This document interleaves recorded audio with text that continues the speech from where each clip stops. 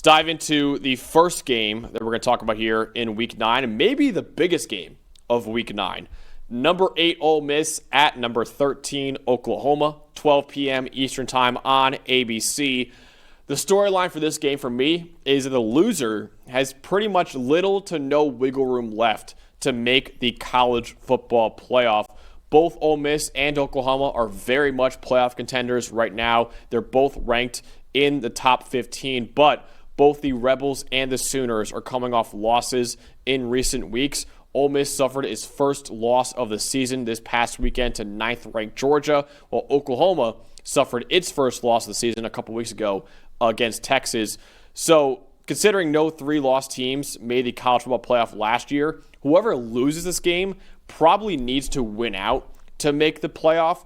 Oklahoma might have a case to make it with a 9-3 record, though, considering the rest of Oklahoma's schedule. They have number 8 Ole Miss this week, number 17 Tennessee, number 4 Alabama, number 15 Missouri, and number 20 LSU. So if they, say, win 3 of those 5 games, they might get in with a 9-3 record. But again, no 3-loss team made it last year as an at-large. I know Clemson made it in, but they were an automatic qualifier.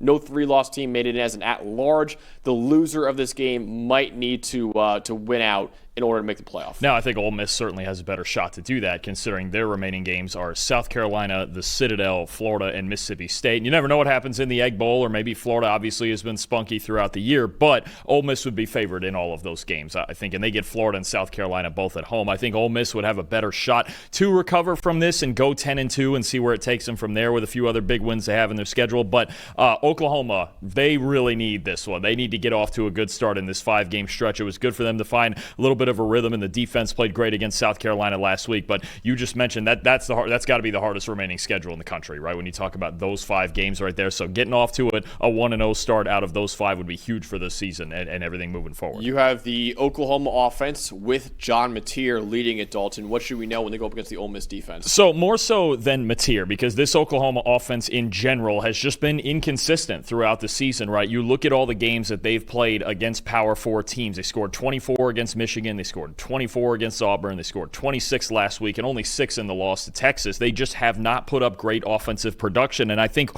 one of the reasons for that for most of the season is that they really haven't run the football very well when it comes to handing it to their running backs, right? John Mateer before last week, I don't think he is now, but John Mateer heading into last week was their leading rusher. He was really their only rushing threat on a consistent basis. But the big thing, we didn't review the Oklahoma-South Carolina game, but if there was one takeaway I had from that is that they finally really got the running game going in the sense of handing the football off. Torrey Blaylock and Xavier Robinson had a really good day, combined for 30 carries, 153 yards, 5 explosive runs. And look, Oklahoma's offensive line has not played great this season, and they haven't really, I don't think, put together a consistent rhythm when it comes to run and pass and really being balanced in their offense. But this is big. This is big. If they can keep that momentum going, Ole Miss run defense, relatively average, maybe even slightly below average. I think Oklahoma's still going to want to come out here and control the pace and run the football. If they can get Blaylock and Robinson going and not ask Mateer to do everything for their offense, because as a passer over the last couple games since he's come back from the hand surgery, Mateer has struggled. He's struggled over the past couple games, passing grades under 60 in both games,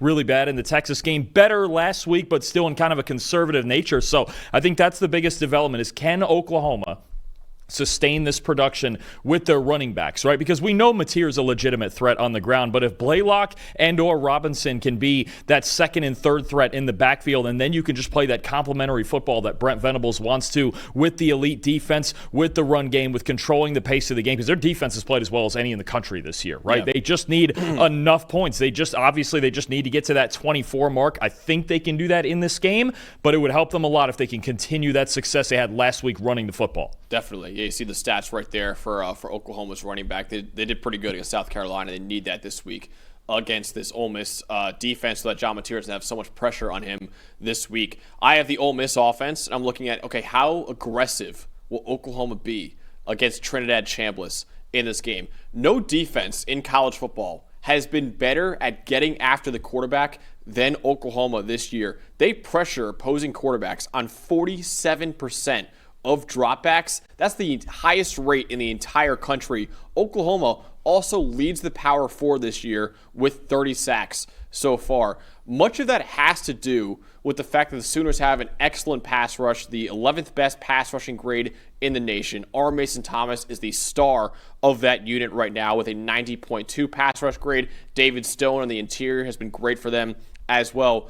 But it also has to do with how aggressive Brent Venables is as a defensive play caller, because Oklahoma has called a blitz at the 5th highest rate in the Power 4 this season at 50.4%.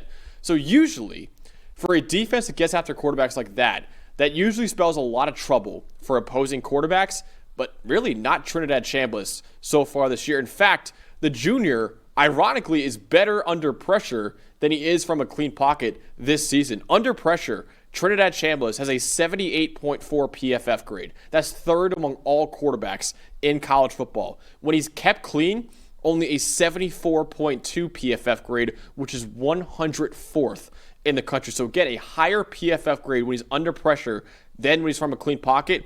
When he's blitzed, 77.5 PFF grade, 32nd in America. When he's not blitzed, 72.6, which is 74th in the country.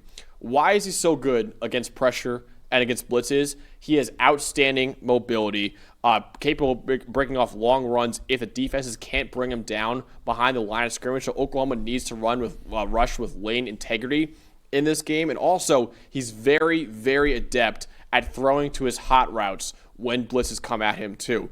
But if defenses sit back in coverage and he's forced to win from within the pocket, he's not as lethal when he has to go through progressions and find the open receiver. So he's a very decisive passer and a very decisive runner, which is why blitzes and pressure don't often work on Trinidad Chambliss. But from within the pocket, he's not as good when having to go through multiple progressions in that offense. Really, the offense is not really predicated on going through multiple progressions either. So if Oklahoma remains as aggressive defensively as they've been all year, that might play right into the hands of Trinidad Chambliss. Yeah, and I think a big problem for me over the last 2 weeks with Chambliss, especially in the Georgia game, and you talk about those misses in a clean pocket, is that there are even times where he's making the right read, going to the right guy, and he's just missing the throw. And it seems odd that I don't know if it's just not wanting to drive into it. I don't know if it's just a lack of confidence, if he feels more confident outside the pocket than in it. And obviously, he's got dynamic rushing ability, but he's going to have to make some of those throws from inside the pocket too, because Brent Venables is well aware that his legs are very, very dangerous. Georgia really couldn't do a whole lot about that just because their pass rush has been basically non-existent this year, but it's the exact opposite. This is by far the best pass rush that Chambliss is going to see this year,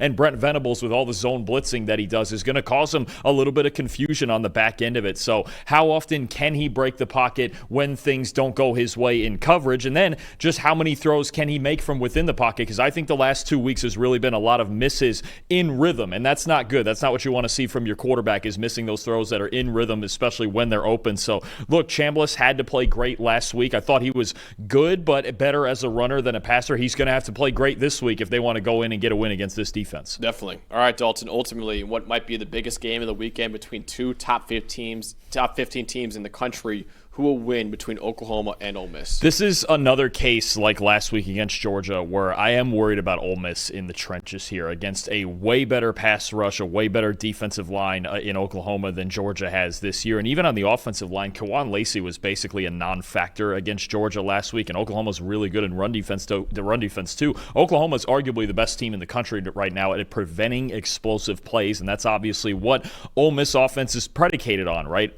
Oklahoma, they're not going to come out here and score a ton of points. I actually think very quietly we're going to get kind of a tight, ugly defensive game where the quarterbacks kind of struggle to make plays downfield. Mateer's been struggling with that in general lately. Chambliss, just a really bad matchup with Oklahoma. Yeah, I think I have Oklahoma 24-20. I think their defense, I think Brent Venables gets them through this one. And look, they didn't play a bad game defensively against Ole Miss last year with Jackson Dart and Trey Harrison, all those guys. They just couldn't score at all. I think this is going to be another fist fight, but that's the kind of pace that Oklahoma wants to play at. I think they will score enough points, especially on the ground offensively, and their defense will be the best unit on the field again. Yeah, a lot of people in the chat right now are picking Ole Miss to win, but I'm actually going with you. I'm taking Oklahoma to win as well. I have a 27-24 Oklahoma winning this game. I think both quarterbacks, John Mateer and Trinidad Chambliss, could have some success in this game, but ultimately, when a defense needs a clutch stop, I trust Oklahoma's defense right now a little bit more than Ole Miss defense. So I think Oklahoma will win this game 27-24, but it should be an awesome, awesome game that we have at noon on Saturday.